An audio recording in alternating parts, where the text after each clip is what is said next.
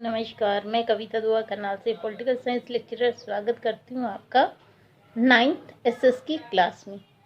आज हम ज्योग्राफी का लेसन 2 भारत का भौतिक स्वरूप के ऊपर नोट्स बनाने जा रहे हैं। देखिए, लेसन बहुत ही इंटरेस्टिंग है। इसमें हम भारत का जो भौतिक स्वरूप है, मतलब कहाँ पर किस तरह की मिट्टी पाई जाती है, बांगर भूमि किसे कहते हैं, खादर भूमि किसे कहते हैं, इसके अलावा भारत में कहाँ मरुस्थल है, कहाँ पर द्वीप हैं, कहाँ पर्वतीय मिट्टी है, कहाँ मैदानी इलाके हैं, उन सब के बारे में जानेंगे। तो चलिए शुरू करते हैं हम अपना topic. 9th SST geography lesson 2 Bharat का भौतिक स्वरूप। देखिए, पहले हम सबसे इसमें जो इंटरेस्टिंग फैक्ट हैं उनके बारे में जान लेते हैं।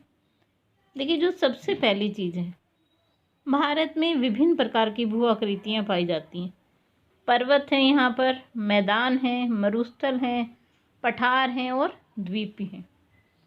और विभिन्न प्रकार की शैलें पाई जाती हैं, जिनमें से कुछ तो संगमरमर की तरह कठोर हैं, जिनसे कि ताजमहल का निर्माण हुआ, और कुछ सेल खड़ी की तरह मुलायम हैं, जिनसे कि टेल्कम पाउडर बनता है।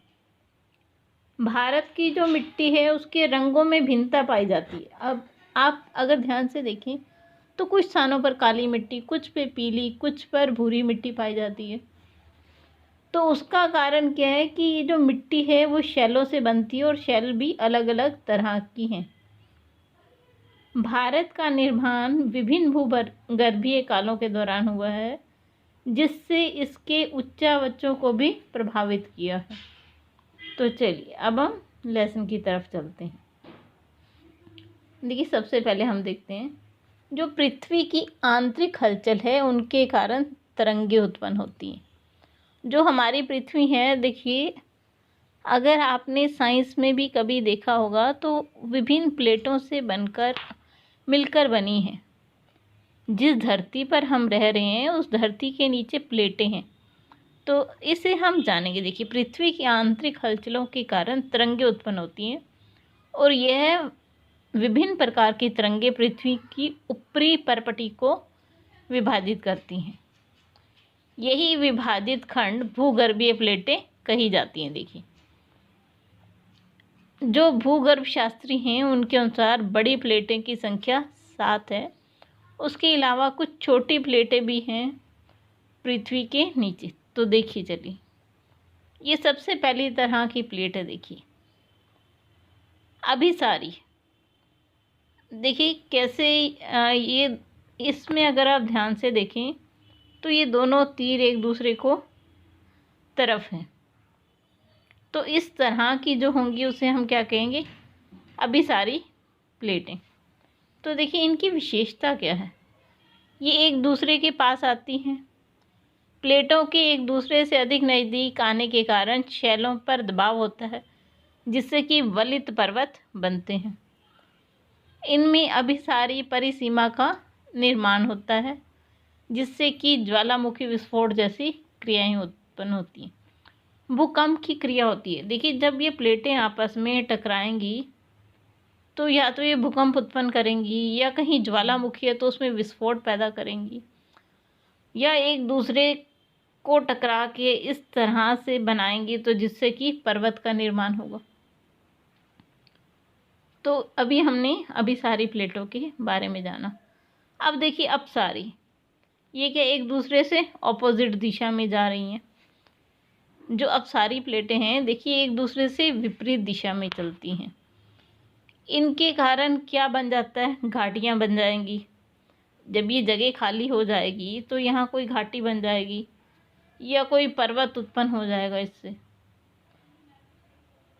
लेकिन इनका ये है कि इससे भूकंप नहीं आएगा। देखिए, उनमें क्या था, ये दोनों टकराएंगी तो भूकंप उत्पन्न कर रही हैं। अब ये दोनों तो एक दूसरे से दूर जा रही हैं। तो चलिए देखते हैं इनको। एक दूसरे से विपरीत दिशा में चलती हैं। इनके क्षैतिजम खिंचाव होता है, जिसके फलस्वरूप भ्रंश घाटी या खंड पर्वतों की उत्पत्ति होती है। इनमें अपसारी किनारे बनते हैं जो मध्य महासागरीय कटक के साथ होते हैं। भूकंप की क्रिया इसमें नहीं होती। अब ये तीसरा रूप है रूपांतर। रूपांतर मतलब एक दूसरे के ऑपोजिट में चल रही हैं।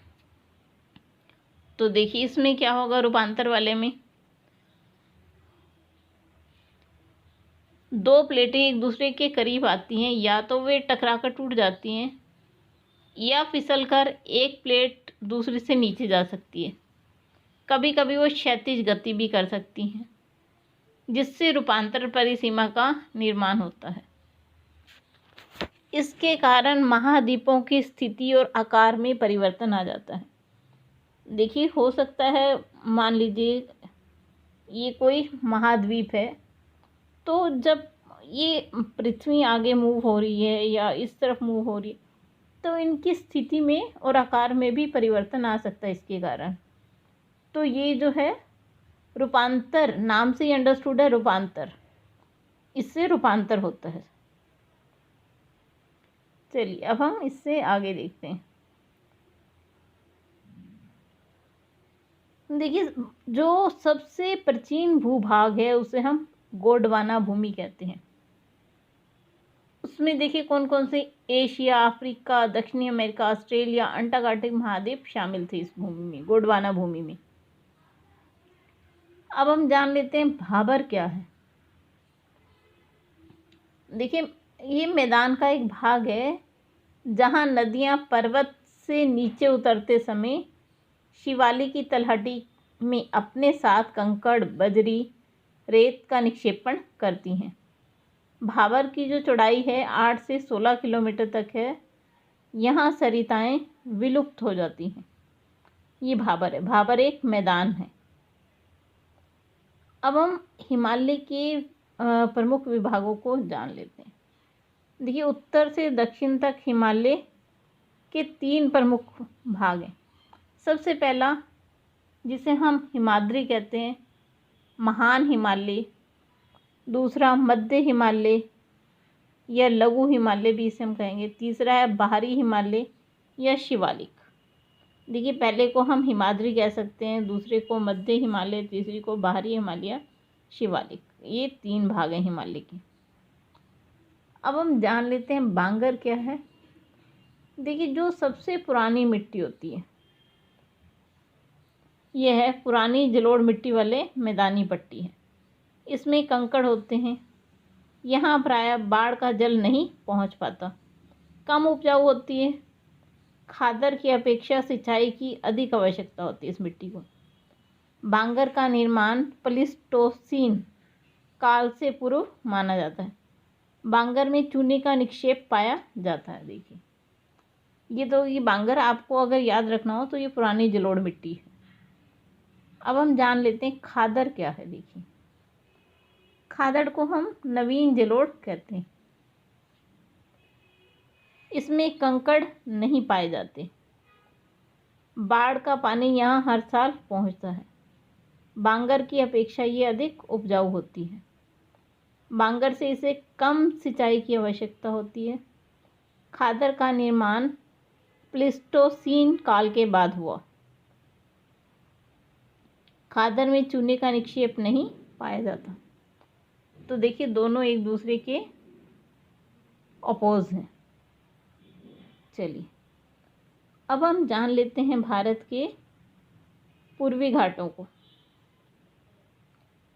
देखिए जो पूर्वी घाट हैं वो दक्षिण के पठार के पूर्वी सिरे पर हैं।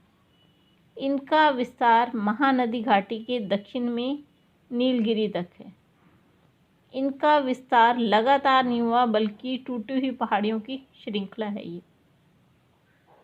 इनकी ऊंचाई पश्चिमी घाट से कम है। इनकी औसत ऊंचाई 600 मीटर है और पूर्वी घाट का सबसे ऊंचा जो शिखर है वो महेंद्रगिरी है, जो कि 1500 मीटर जिसकी ऊंचाई है। चलिए आज के लिए बस इतना ही। इससे आगे के भाग को हम कल देखेंगे।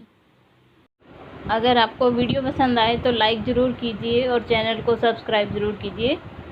आप सभी का बहुत बहुत धन्यवाद।